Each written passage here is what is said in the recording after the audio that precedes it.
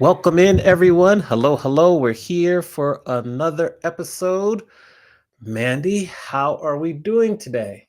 Monty, I'm wearing my dog sweatshirt. I want to show everybody. You got to Okay. check this Ooh. out. So, this is the first dog I've ever had. I've got a golden doodle, Luca, as many people know.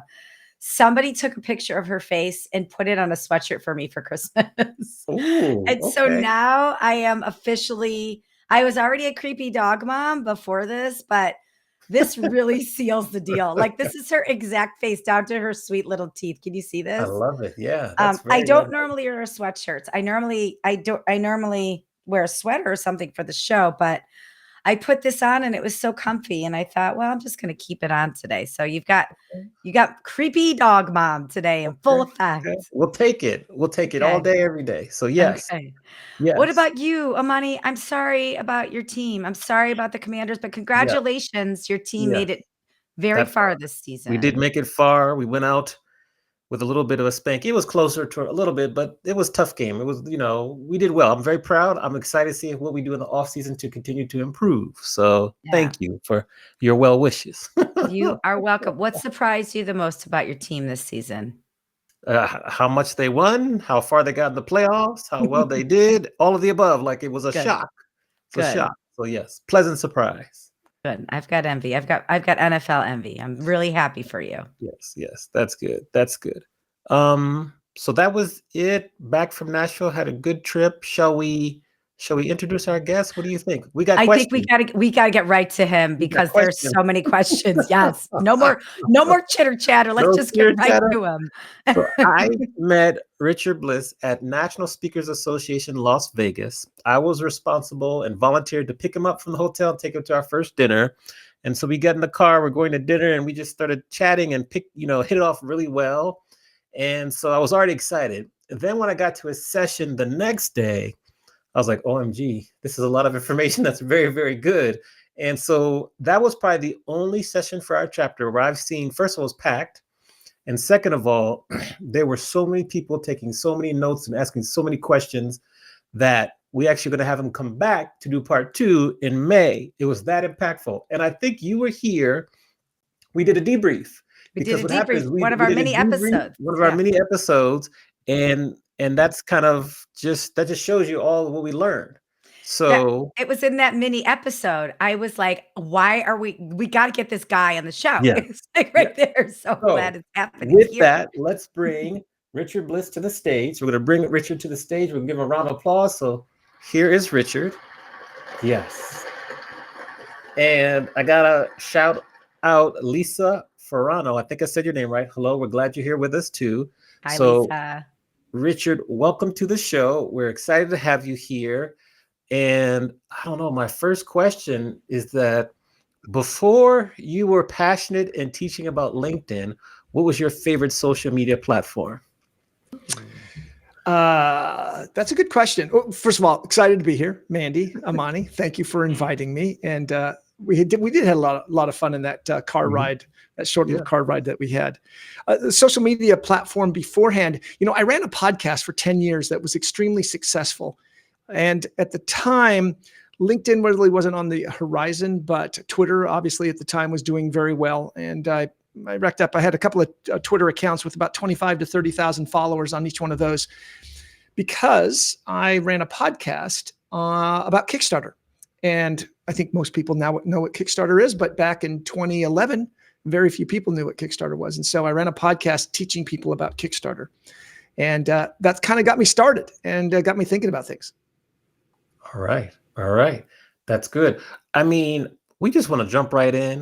Sure. LinkedIn, it's January 2025. What do you feel are the most relevant and pertinent algorithm updates for LinkedIn that we should be paying attention to right now?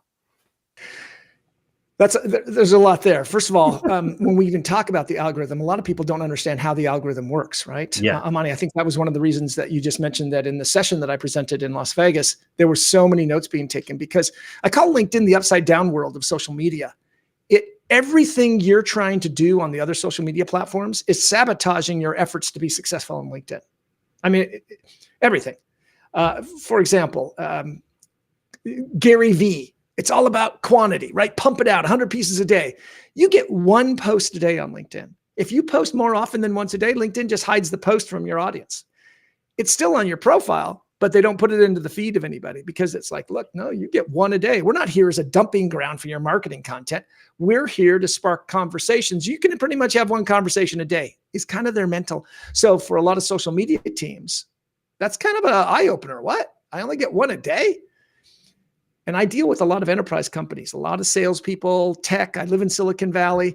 And so there's a very different approach to LinkedIn for enterprise account sales rep than there is for a solopreneur, a speaker, or someone who's on their own.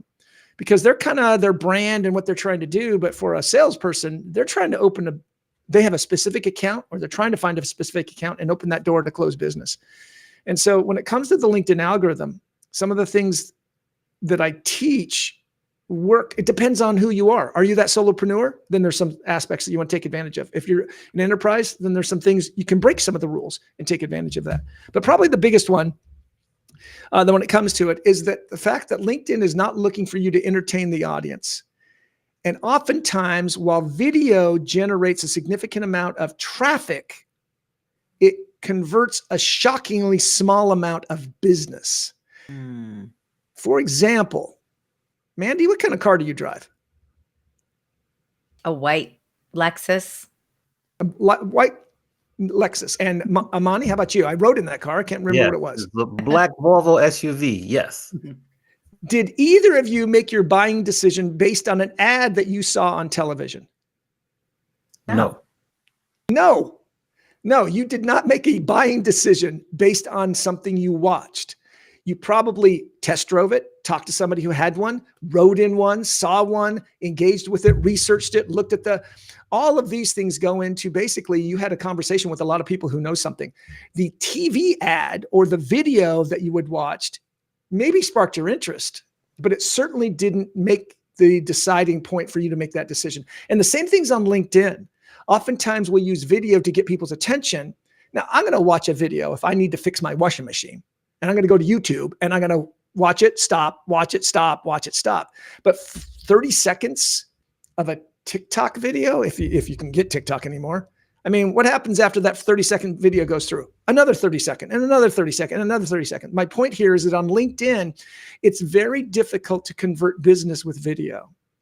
Generally speaking, the algorithm is going to reward you if you trigger a conversation with text, if you write it up. Because both of you read, and when you read something, you're having an internal dialogue with the author of that book, whatever that book might be. I happen to be reading the Silo series based on the Apple TV with Sarah Ferguson, fantastic series. I'm having a dialogue with the author because in my head, same thing happens on LinkedIn. When you're reading and talking but that doesn't happen when we're watching a movie. I'm not talking to the director or the actor. And when I'm watching a video, very seldom am I talking to them, and I'm not going to leave a comment. And that's the secret to the algorithm. That was a very long answer. I'm not even sure I answered it to a very short question, but that kind of gives you an idea where it's coming from. Yeah.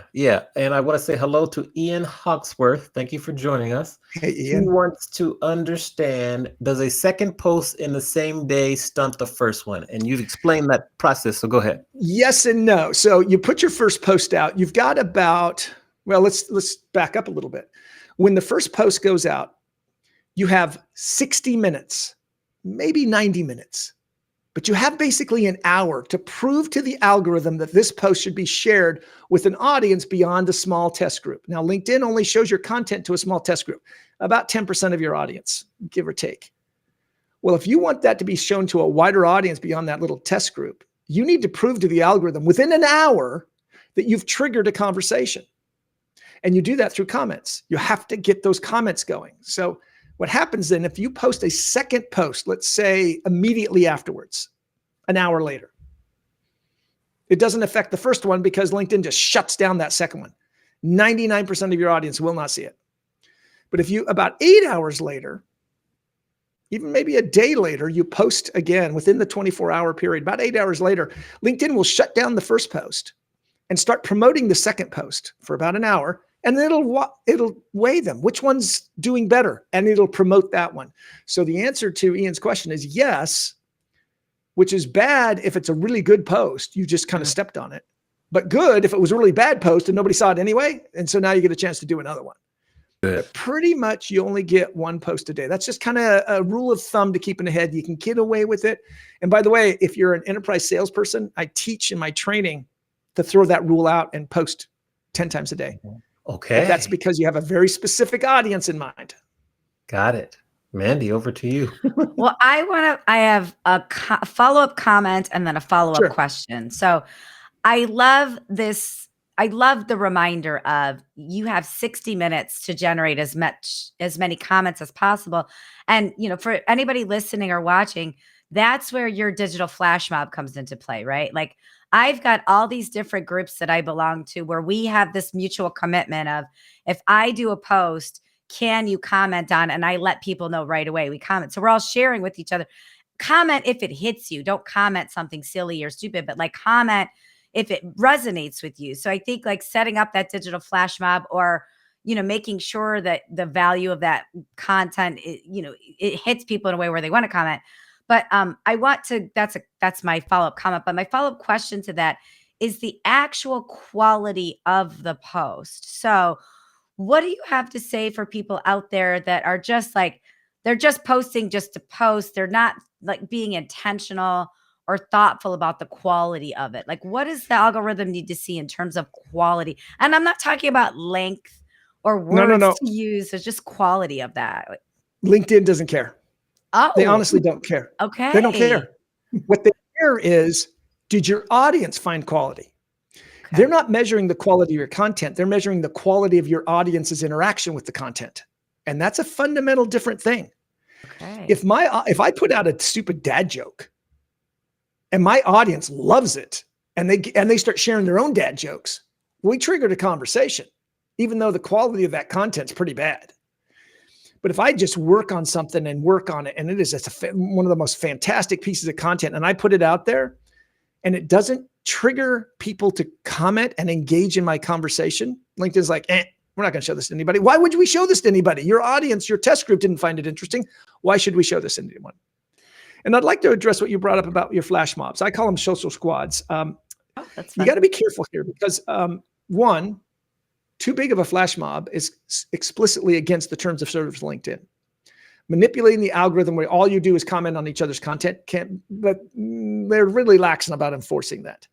But instead and also to be aware, when you leave a comment on somebody's post, that comment and their post goes to nearly 30% of your audience. And so oftentimes I'll see a comment, thanks for sharing. This was awesome. Loved it. All right.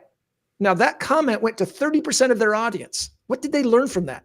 Nothing. Yeah. And so you got to be careful that if I've got a flash mob or a social squad or a group that's working with me, my content's being pushed in front of that audience. Now, again, I deal with enterprise salespeople for large technology companies.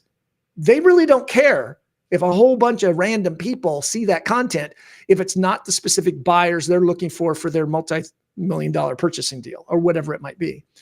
And so while you might get the impressions, you're not getting the conversions. Mm-hmm. And so that's something to think about is that and so if you want to grow your business, let's suppose you're a solopreneur. Let's suppose you're a public speaker and you're a solopreneur public speaker and you want to grow your business. Instead of thinking about creating content and driving conversations, which goes to 10% of your audience, instead comment on conversations that are already happening where you can add your value as a speaker. What is it something about well-being, something about mental health, something about business or branding. If you can demonstrate and add to that conversation, your comment in that conversation is going to be picked up and put in front of 30% of your audience. And if they respond, it's going to be picked up and put in front of their audience. And so these commenting strategies can be very powerful. That's what LinkedIn's looking for. Much more than any content, they're really looking at your comments and what you're doing with that. I think now, is this Amani or Richard, to correct me if I'm wrong. Richard, you're the one that says the currency is in the comments, right? Did you say that? Yes. Did I get that from? Yes. Yeah. So, and you just illustrated why the currency is in the comments, but I just think that's a great alliteration, but it's just a great rule of thumb to remember the currency is in the comments. The currency, LinkedIn, that's their coin of the realm is, did you leave comment? Even to the point where if you make a post and then go comment on 3 other people, you'll get like a 30% boost to your post because LinkedIn sees you participating in other people's conversations. You're a good citizen on their platform. They're not looking to entertain us. They're not looking to distract us. They're not looking to hold us underwater till we stop struggling and doom scrolling. They're looking to trigger business conversations between us that we can find value there. And they're constantly looking to tweak that with the algorithm, with things like that. Right now, you're seeing a lot of video because there are obviously videos on everybody's mind with TikTok and everything. But is it converting? Probably not. It's getting you exposure. And there's influencers out there who are just talking about it. But did it get me a new gig? Did it get me a new booking? Did it get me a new lead? And that's really why we should be on LinkedIn, not just to be influential. I mean, I've got 20,000 followers on LinkedIn. But the vast majority of those people don't do business with me. So while it's nice, it's not my business model. Okay. Well, while we're here really quick on followers, can you explain the difference between followers and connections? And Absolutely. Is there value in having one or the other? So the answer is yes. Wait, which question did I answer? Okay. So I don't know. Yes and yes. So a follower, somebody said, hey, I'm interested in Mandy. I'm going to just keep track of what she says and what she's doing. A connection is Mandy found me interesting. So she wants to follow me too. So it's a mutual connection. It's like if I hand you a business card and you hand me a business card back, it's kind of like there's a connection. But if I have you a business card and you're like, thanks, and then you walk away, I'm a follower. We're not necessarily a connection. And there's a limit on the number of connections you can have. Now, the number I'm about to share sounds astronomically high, but I got to tell you, I run into a lot of people who have bumped up against this number. You only get 30,000 connections. I say only, but Amani, I think you know this as well. There's a lot of people, public speakers, that type of thing, who've just run those numbers up. And now they're bumping up against that 30,000 and they're having to delete people to add new people. There's no need to be connected. The reach of your content on LinkedIn is not decided by the size of your network. It's decided by the quality of the engagement of your audience, not the size of your audience, the quality of the audience. And so having all of those connections is great, but followers can be just as effective. People can follow you, stay in touch, keep up on your content, and be aware. So unlimited number of followers, 30,000 connections. The next question you asked, I completely forgot now since I went off on that. Is one better than the other? Connections allow you to engage with that person and send them messages. Okay. There's a trust factor there. Now, with that said, somebody wants to connect with me. I look that over carefully. And if I accept the connection request and I immediately get a DM pitching me, delete and block. I don't even care who you are. Delete and block. I never want to talk to you again. You violated a trust. My accepting a connection request from you does not give you permission to spam me. I'm sorry. That's not how this works. And so,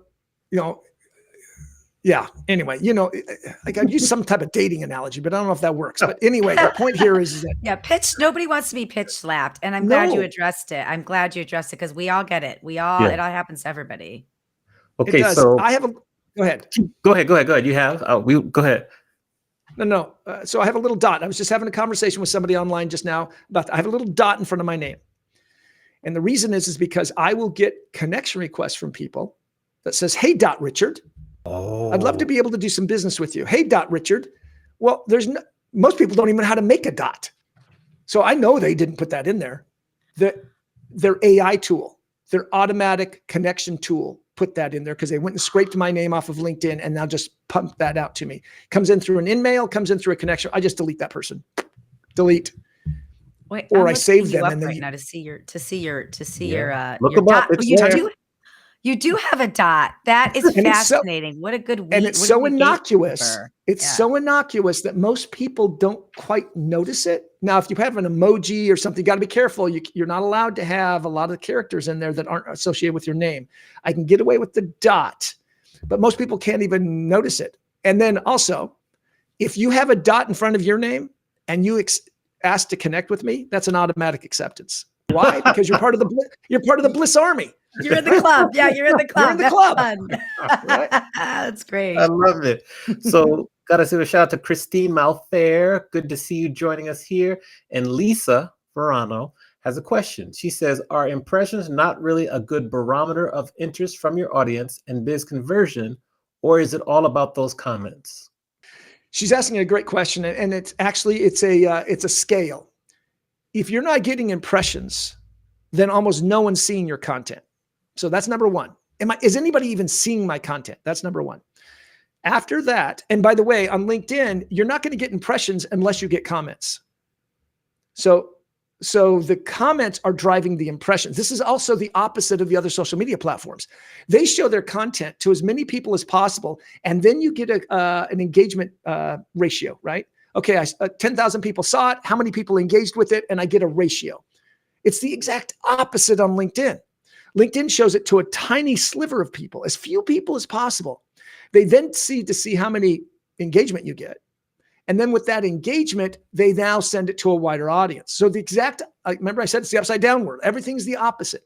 So her question is, if I have a lot of people seeing it, is that a good metric, or is it the number of people have commented? Well, if you didn't get a lot of people commenting, not a lot of people saw it. And so stick with the impressions first. Are people seeing my content? Number one. And that's generally going to be driven by a comment. So yes, comments can be number two. But the next one I use is profile views. Is anyone looking at my profile? Why? Because if I'm participating in conversations and people find my content interesting, what are they going to do? Look me up. And if I can show that I have a growing and a sustainable number of people looking at my profile, that tells me I'm attracting an audience, not just my content, but me. Number three, this is why I have premium. See who's looking at my profile. Now I know whether I'm actually attracting the right audience. Mm-hmm. Now, if I get a whole lot of, I ask my wife every once in a while, hey, I got all these really attractive young Filipino women keep wanting to connect with me. Is that me? She's like, no, that's not you. What? I think it's me. My point here is that be aware of the value of the quality. Those three numbers all intertwine. If I'm not getting people to see my content, then I'm probably not getting anybody to look at my profile, which means I'm probably not getting anybody who actually I can do business with. And so it becomes this funnel. And so there's no such thing as vanity metrics. It's all data, and data is valuable. And it's not, I hate that term vanity metrics, unless that's all you're counting. Oh, look, I got 100,000 people following me. Great. But now let's turn that data point into another data point and a deeper and deeper and bringing it down.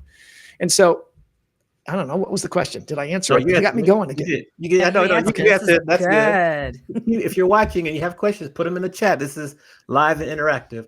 So lately, since maybe like November, I've been putting up maybe 2 or 3 videos a week, sharing different tips about the music industry, like the question, answer, and all that. So there's a pretty good amount of text and there's a quick video. Based on what you've seen, what could I add to that strategy to make it even more impactful? Because there are some videos that I still get comments on and things on weeks after. There's some that I don't get. How would you adjust that strategy, asking for a friend, to make it even more impactful? Well, the first thing is you're doing the right thing, and that is you're using text. You're using text to drive the conversation. People are reading, and then they're watching the video. Very seldom do we watch the video, then we go read. They're reading and they're watching the video. So generally 100 to 150 words of content is going to get that conversation. And then the video becomes augmented to that. I mean, it's like the Lord of the Rings. Well, maybe not for a lot of people, but I read the book like 10 times. And then I watched the movie 30 times, but I read the book. And so what we want to do, Amani, is they want to read, they want to hear what you have to say. Also, because it's very hard to share video content. It's very hard to take that and then give it to somebody, cut and paste it, comment on it. If there was something you said in your 90-second video at second 45, right, I got to go find it. And so you're doing a great job using that text to tell your audience the most important things you want to know. And then using that flash mob or social squad, call people out in the comments. Okay. So for example, you're talking about music. Now, you know people in the music industry. Right. You're going to talk about a particular topic in your video.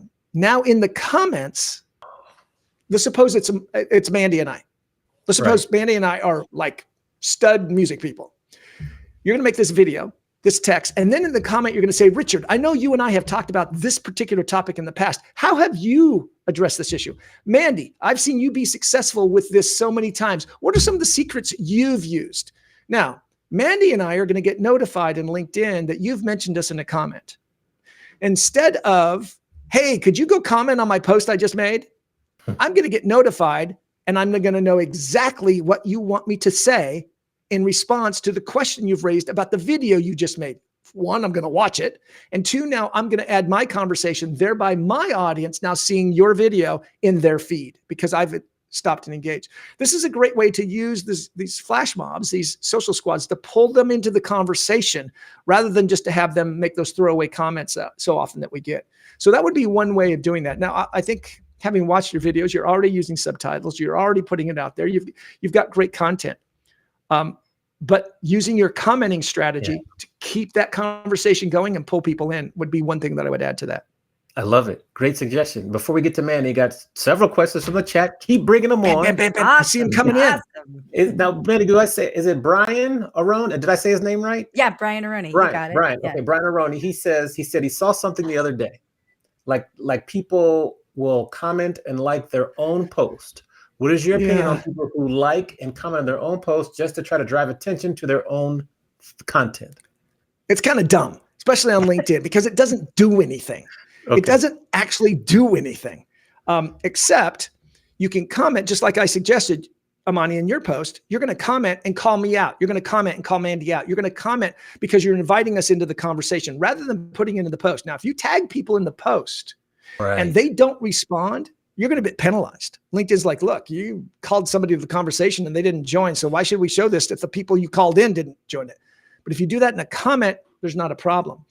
So this behavior of liking your own post and commenting on your own post, the commenting is okay, but that carries over from the Instagram world, from the Facebook world, where that kind of, those metrics drive engagement. Here on LinkedIn, it's just a carryover habit. It doesn't necessarily hurt, but it doesn't really help. You're not really doing anything. Oh, look, I like my own post. In addition, engagement on content, this doesn't quite come into the answer, but engagement on posts is not cumulative. So if I like a post and then I comment on a post, I did not give it double value. I gave it very little value. A like on LinkedIn, and I like to do this, you saw me do this. When you like something on LinkedIn, you basically said, I did not find this interesting enough to stop and participate in the conversation. So I just gave it a drive-by like, telling the algorithm, I really didn't find it interesting, which is the exact opposite metric that Instagram, Facebook, and TikTok are looking for. They're looking for those likes because we even teach, hey, like and comment, like and comment. Well, if you like and comment on LinkedIn, LinkedIn's like, you liked it. Thereby, you told us you didn't really find it valuable. And then you commented, but we ignored that because we already saw your first initial engagement with this post. And it was, I didn't really find this interesting. So I liked it. Got it. And I say that because that's a shock value of people going, what? That's the exact opposite. Yes, it is. So if you're going to do something, comment and then like it if you want, but comment. Leave that conversation first. Comment. This is a broken record. Yes. Comment. The comments. Currently in the comments. We're going to chant it. We got another question from Julie Fry. Thank you for joining us, Julie. She says, what are some tips for those who don't know where to start with posting to attract and engage audience? Comment. I set that up for you. Okay. So, and I don't mean, I'm not being facetious here. So I'm going to talk to Julie. Julie, you want people to pay attention to you. The first thing you have to do is pay attention to someone else. So now, if you're going to talk about you have elevating company culture and employee advocacy is what I'm guessing because it cut it off. So Julie, I'm saying go find conversations that involve company culture and employee advocacy. Go add your 2 cents, add your info, participate in these conversations. How often? 3 times a day. 3 times a day, go find people to comment on in your own network, at your company, outside, in the industry. Do that for 5 days in a row. If you do that simple exercise, you will see a 300 to 500% jump in the number of people paying attention to your LinkedIn profile next week. I mean, what's today? I don't even know what today is. Today, Monday? Tuesday? Today's Monday. Monday. So, Julie, by next Monday, you will have a 300 to 500% more people looking at your profile. Now, here's why this is important. If a first-degree connection looks at your profile, the very next thing you put out on LinkedIn shows up in their feed. Boom, just like that. You don't even have to tag them. If a first-degree connection, if you can get them to look at your profile, the very next thing you post goes in front of their feed. Well, if you participate in other people's conversations and add value, they're going to say, oh, hey, this is good stuff. Who is this person? Click. They look at your profile. Boom. Suddenly, the next thing you put out is going to be put in front of it. That's a first degree connection. But this is also why you want to pay attention. How many profile views am I getting? Because also when you get a new connection for the next 2 weeks, anything you put out on LinkedIn will be pushed to their feed automatically. You swiped right on a dating app and LinkedIn wants to know, is this serious? So let's put content in front of each other and see if they interact with it. So going back to Julie's question, if you're trying to get people to pay attention and attract an audience, you need to go be the audience first. You need to participate in those conversations, add value, engage. And then what's going to happen overnight, I'm telling you, overnight, people will start wanting to connect. They'll start following you. They'll start paying attention to you, looking at your profile. In a week, it takes a week, and suddenly that'll happen. Nice. I'm gonna say one other thing. Sure. So many people feel right now that their LinkedIn feed is full of random stuff. It is because you have been teaching, I'm talking to the audience now, you have been teaching the algorithm what you want to see by randomly liking content from your high school friends whose son just graduated from middle school. And you click the like button, thereby telling the algorithm, I'd like to see more of that random stuff. It only takes about a week and a half to 2 weeks for you to train the algorithm to show you what you want to see. And the first thing you need to do is stop randomly liking stuff. Now, maybe that's what you want to do because you just want to let people know you're seeing it. That's great. But really what you want to do is go comment, because now they will see you participating and they'll get that little notification that Julie or Amani or Mandy commented. Oh, really? Either, oh, who's Mandy? Let me go check it out. Or, oh, hey, I haven't talked to Mandy for a while. Or, hey, I just connected with Mandy. I should follow up, right? There's all of those triggers. The like button's not going to do it. So go comment, and that will start to train the algorithm of what you want to see. And it'll be more and more about your prospects and your customers rather than just random things from high school or whatever. College. Mandy, over to you. So good. Oh my gosh. I have to rewatch this and take notes because this is so good. Okay. I have a couple of yes, no's for you. Polls. Yes. Value of doing polls. So polls came out about 1.5 years ago, 2 years ago, and they got pushed heavily by the LinkedIn algorithm, which is what they do with a new feature. And if you recall, they flooded our feed. And every time somebody commented or voted, it got picked up and put in front of their audience. And so we got flooded with all of these random, do you like coffee or tea? I don't care. I don't drink either one. And so one of the things is that polls kind of got a bad rap. Now they've come way down in that promotion, but you can use them effectively to kind of get that audience to engage. Now I'm going to tell you, very seldom does anybody I know going to have a poll that's going to generate more than 100 responses. That's doing good. If you can get 100 people to respond to your poll, that's doing good. That means they cared. But I've used polls. For example, when my book came out, I created a poll of do you like it on Kindle? Do you like it on Audible? Do you like it Audible read by the author, or do you like it in physical form? I didn't care what the answer was, honestly, because I was doing all four. What I cared was my audience knew I had a book coming out. So every time one of those people voted on that poll, it got picked up and put in front of their audience that Richard Bliss had a book coming out. So I used the poll to push my agenda rather than collect data. The polling samples on LinkedIn are going to be so small, they're not going to actually drive significant data point value. You need to get at least 1,000 responses to get a solid data point that allows you to act on that information. So what you want to do is use polls instead to put the content out there rather than try to collect the information. Put something out there that you want people to know that you know something about. Recently I was talking to Mandy and Amani, and one of the things we talked about was this. In your opinion, what is better, this one or this one? Okay.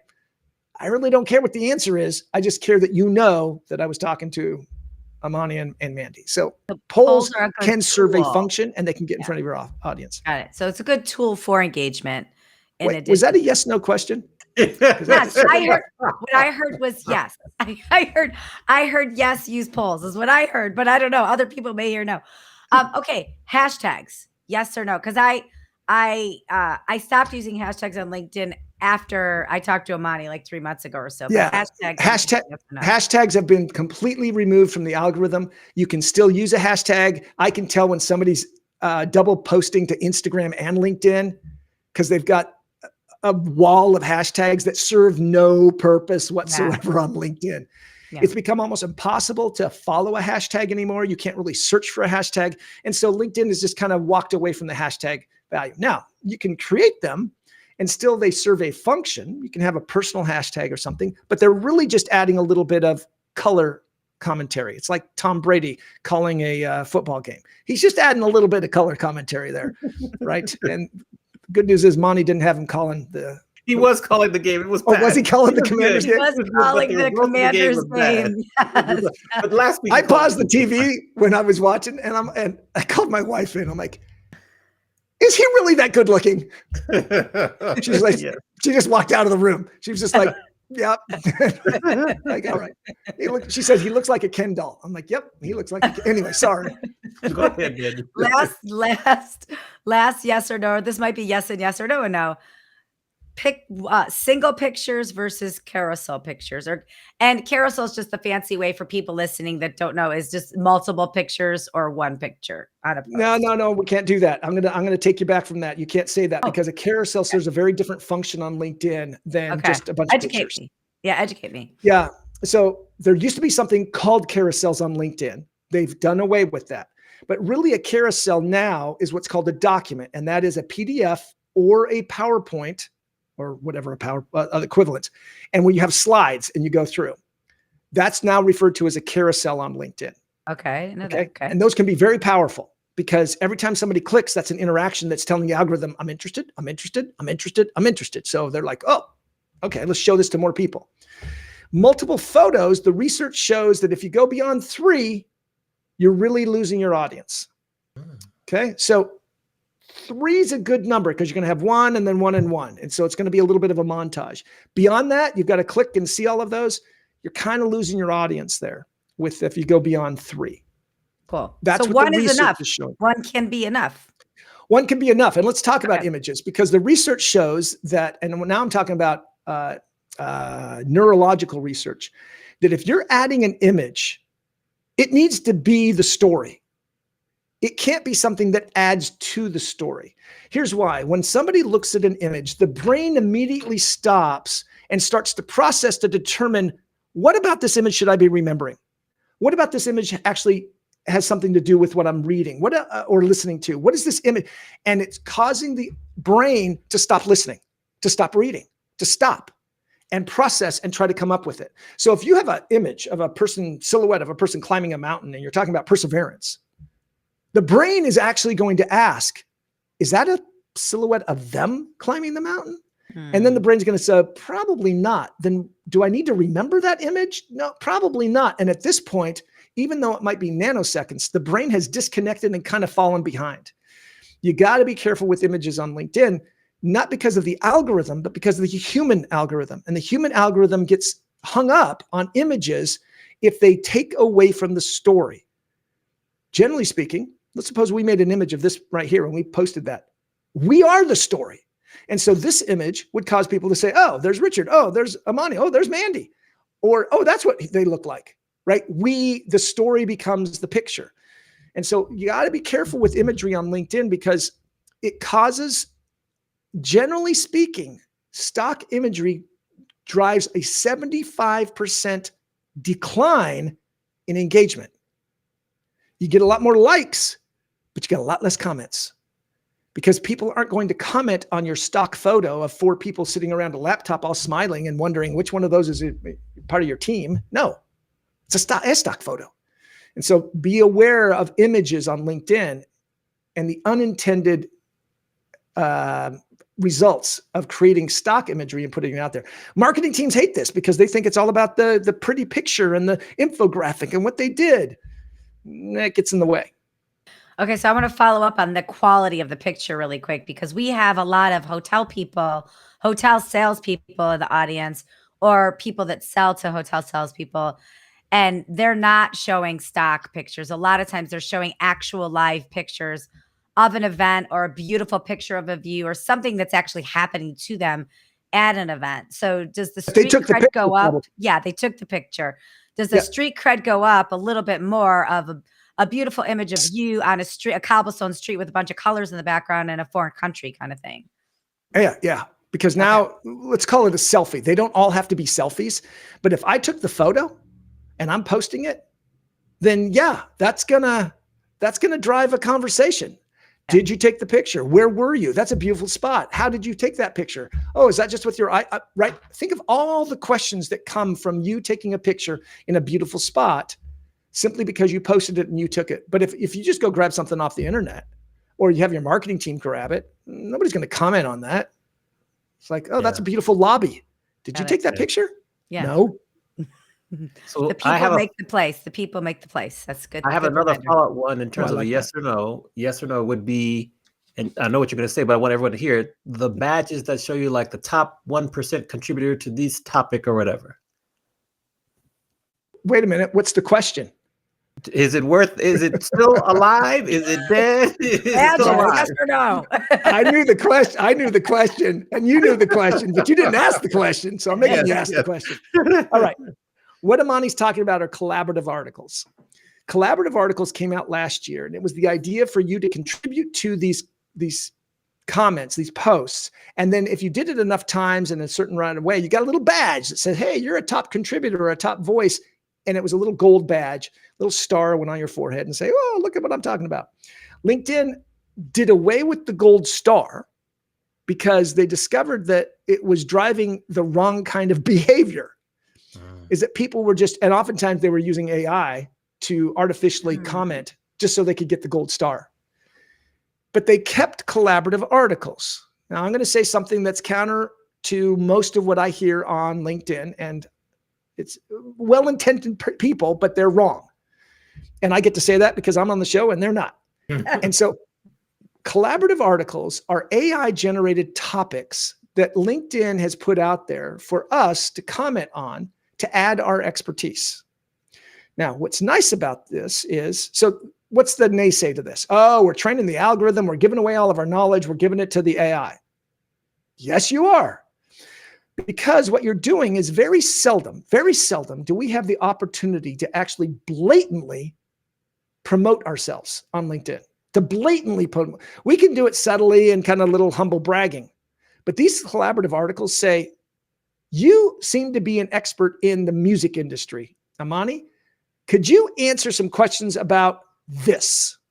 Now, what's Amani going to do? Well, I don't really know that much. Well, no, he's going to say, oh, let me tell you about what it comes about signing contracts and protecting your intellectual property as a music creator. Here, let me tell you. Boom, boom, boom, boom, boom. Here. Right? There's my machine gun typing. Angry typer. I'm an angry typer. Bam, bam, bam, bam, bam. Well, now what's going to happen? There's a whole lot of people following that topic who are interested in that topic, searching for that topic. And who's going to bubble up as the leading expert on that topic? Amani. He trained the algorithm and the AI tool about what he knows and the level that he knows it, so that if anybody is looking for that kind of information, they're going to bring his profile. The algorithm will bring his profile to their attention because he has proven to the algorithm he actually knows what he's talking about. I did one of these the other day, and within like an hour, 2,600 people had looked at it. It was a comment about algorithms in social media. Maybe I know something about that. But suddenly 2,600 people who weren't in my network, who I don't know, suddenly are reading my input and thoughts on this topic. So these collaborative articles continue to be an incredible resource for people to build their brand and to share with LinkedIn and that wider audience the expertise they have in particular topics. And very seldom do we get that chance just to blatantly tell somebody, yeah, I'm really good at this. Got it. So I think, Amani, I love that you asked that question. So I think my takeaway on this, and Richard, let me know if this is the right takeaway, because this is what I feel is the right one. I get requests to collaborate all the time, and I sometimes respond, sometimes I don't.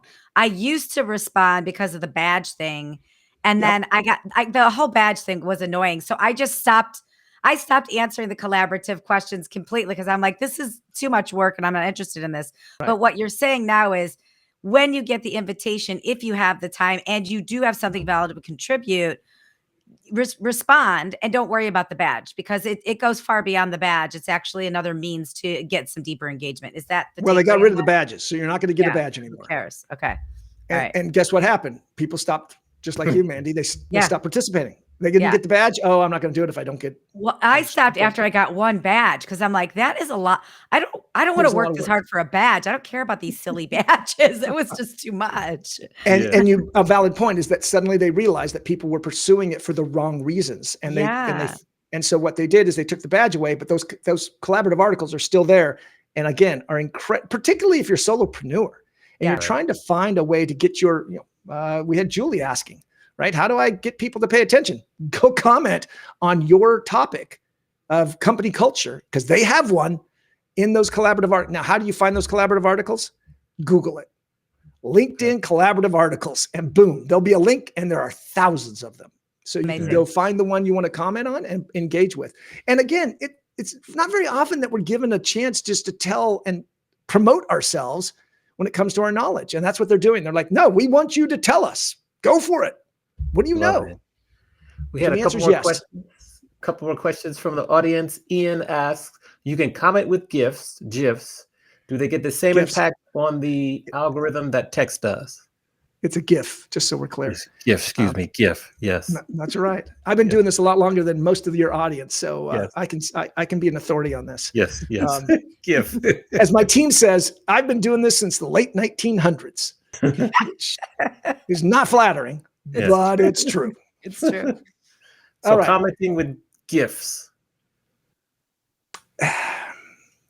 Remember, the purpose of a comment is to drive the conversation, and that comment will be picked up and put in front of your audience. Oftentimes, the GIF is nothing more than an explanation. Boom, yeah, whoa, way to go, awesome. And it's some meme that we're taken from, which means your audience, not the author, but the audience who sees that GIF response has no context of why and how that GIF applies. They don't know. They know you. So they know Ian. Ian, your network knows you.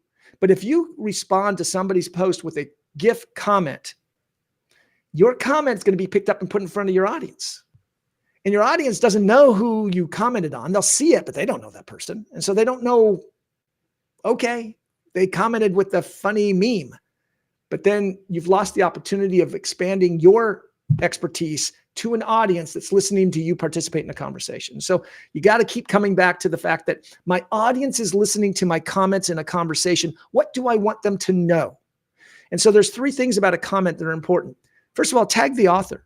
Yes. Mandy, if you were to make a post, I would tag you. Mandy, you make a good point. And then I would restate what I want my audience to know that you said.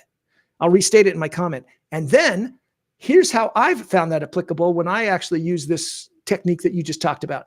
I add my own insights. My comment will be picked up and put in front of my audience. Full context, that they see everything I need to know, who I'm talking to, why I'm commenting, and how I added value.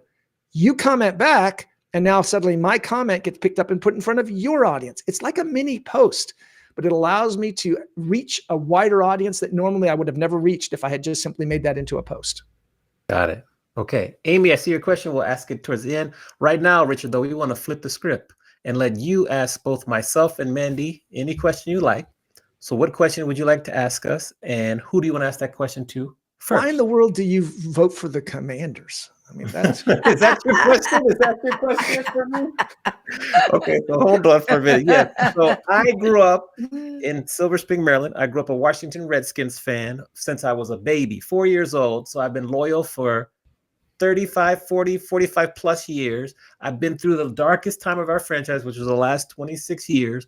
I stayed loyal, and this year I was rewarded. So that is why I'm a Commanders fan, and I believe in loyalty, and my loyalty was rewarded this year. That works. I was a Seattle Seahawks fan in 1974 when they became a franchise with Jim Zorn, Steve Largent, and it was a big AFC, right? They played the Broncos, they played the Raiders. When they moved over to the NFC, I didn't care.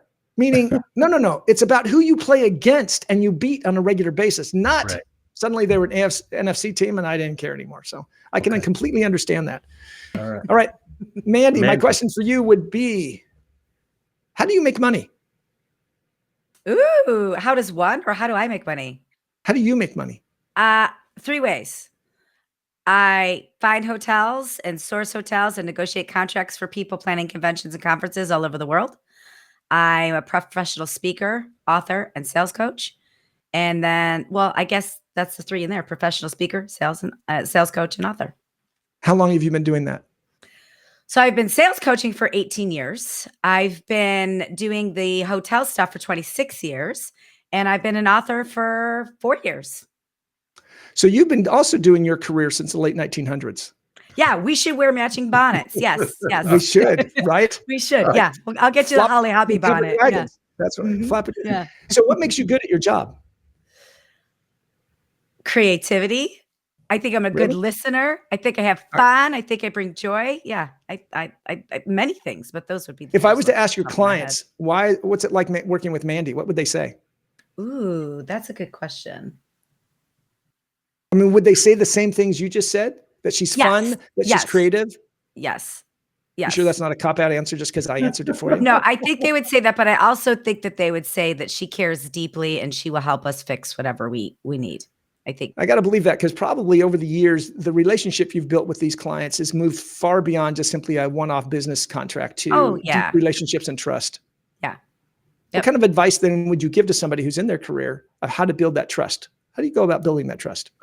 That's all a part of the sales coaching, Richard. Yeah. I mean, business relationships are crumbs that make the cookies along the way. So there's so many ways to build trust, right? It's listening deeply. It's not being the asker. It's giving value as much as you can, making your customers smarter, being there for them even when you don't need something, educating yourself on everything you possibly can so you can be of value to them along the way. Yeah, I mean, there's just so many ways to build trust. Yeah. Being responsive, doing what you say you're going to do, actually, doing what you say you're going to do, which sounds silly, but it's so rare to find right now. It makes people like me get more business because a lot of people don't do what they say they're going to do. Yeah. Got it. Amani, I'm feeling bad. The only thing I asked you about was your commanders. I know, but that's okay. That's okay. Yeah. It's fine. We've talked before. And you asked it with such disdain, too. Yes, I was ready of course. I was ready for it. We got 2 more questions. He was so apologetic when he talked about it. Yeah, my God. Yeah. I'm so hurt. But anyways, I'm getting over it. So 2 more questions for you, Richard. The first one's from Amy. What if you're getting asked to contribute to things that aren't your expertise? How do you get topics that are in your expertise? Would that just be Google it? Yeah, Google that and go find the ones that your expertise. So hospitality and tourism, there's going to be topics in there that you can just Google. Okay, I want to see the collaborative articles, and now it'll have 500 topics, and under those topics will be 30 themes or 500 themes and 30 topics underneath each one of those. So that's the best way to go do it and start participating that way. If they're not asking you, jump right in and go contribute. Now, my final question for you is we're going to take you back to when you were at Brigham Young. We're going to talk to that Richard right as he's graduating and ask you to give your younger self advice based on everything you've learned so far in life. What advice would you give your younger self? Richard Bliss is 3 classes shy of graduating with his bachelor's degree from BYU. Okay. Right? Yes. That's why there's no dates on my graduation, and you don't need dates on. There's only one reason people look at the date of your graduation on your LinkedIn profile, and that's to see how old you are. So for all the women out there, I recommend take those graduation dates off your college education. They are not needed. In addition, I didn't finish. I was there for 10 years. I was through the ROTC program. Probably what I would have said, there's a lot of advice I'd give to that Richard Bliss. But I had an opportunity shortly after school to go to work for 2 different companies. One of them. So the year was about, let's see, that would have been 90, let's say the mid 80s. I could have gone to work for Microsoft that had just gone public. And I even have it in my journal. I keep a regular journal. Here's one next to my desk. I've kept one for more than 40 years, almost 50 years. And they're in my journal. It says, yeah, my dad just suggested I go find this guy named Bill Gates and go talk to him. And that was in 1986, I think was that. Or go to work for WordPerfect Corporation in Orem, Utah. And I chose WordPerfect Corporation instead of Microsoft. And probably I might, from a financial standpoint, I might have said, you chose poorly. Okay. But more than anything, yes, continue to take risks, right? I had just come back. I speak fluent Spanish. I'd lived in South America for a couple of years. I went to Taiwan for a year and studied Chinese. I took lots of risks with just stuff. And when I got to school, I thought I got to grow up and become more mature. And so I started to do things that I thought were more mature. And I'd go back and say, no, stop being mature. Keep being that fun-loving person, because it took me a long time to come back to being that fun-loving person and not mature anymore. I think. Nice. Well, we thank you for all the wisdom and advice and tactics and strategies you shared in this quick 50-minute conversation. That was fast. It was fast. I feel we could talk more. We need you to come back for part 2. Of course. We need of course. phases of Richard Bliss in our lives. We have your website on the ticker. People can also follow you on LinkedIn, I'm assuming. And is there any other way we can support you and spread the good news? I have a book out there. It's been out for a little while called Digital First Leadership. I wrote it based on all of my experience as an executive, a chief marketing officer, as well as so many of the executive I've worked with, that in today's world, people meet you first online. Either they look you up on LinkedIn or something, then they meet you in person. This is a whole shift in muscle skill. And so I wrote that book. It's out on Amazon. You can find that one out there. Digital First Leadership. Yeah. Digital First Leadership by Richard Bliss. I have several out there. One called Stealing the Show. That was about, if you're small and entrepreneur, how to steal the show against the big boys. But that one I wrote myself, edited myself, and it's got spelling errors on the back cover. So that one that was about 10, 12 years ago. Live and learn. It's a relic. Live and It's learn. a relic. Yeah. I'll put That's a right. link in the chat. Marilyn, hello. So we're going to give you a round of applause and get you back to the green room. But just thank you very much for an awesome session. So round of applause here for Richard. Thank you, everybody, for participating in the chat. Yeah. Those are some really, really good questions. And if you have continued questions, comment on this post and we will get them. We'll get answers for you, or shoot us a DM and we'll continue to get answers for you. Thanks for participating. Thank you for tuning in to Adventures in Business. Don't forget to rate and review our podcast on the platform that you're currently listening it on. And don't forget to share it with your friends and anybody that might be as much of the business nerds as Amani and I are. See you next time for another captivating interview.